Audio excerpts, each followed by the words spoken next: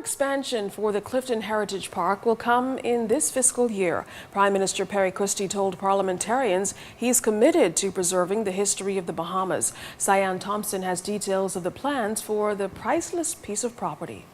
Prime Minister Christie outlined priorities in the expansion at the Clifton Heritage Park.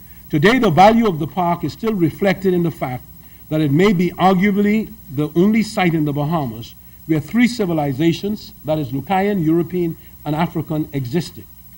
During this upcoming budget year, several initiatives will be actioned to effect the continued development of the Heritage Park. Among the priority of actions to be taken will be the following: purchase of land adjacent to slave houses. This is considered to be necessary because of the location of the Great House and ancillary historic buildings on the site.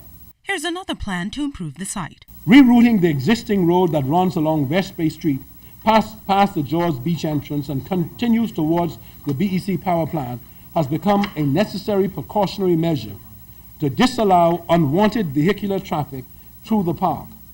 The continuous vehicular traffic flow, which includes large petroleum carriers that frequently use the route, poses a constant danger to the visiting pedestrians.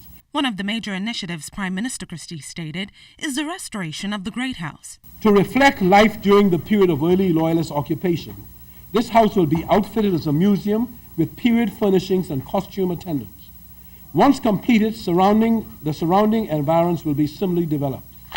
The restored Great House will represent one of the last and finest examples of Loyalist-style mansions in the Bahamas. And the Great House is prepared and rebuilt, Mr. Speaker, and we want to ensure that we put in place a replication of a Lucayan community. So young Bahamians, old Bahamians, non-Bahamians could go down there and see this. For the ZNS Network News, I'm Cyan Thompson.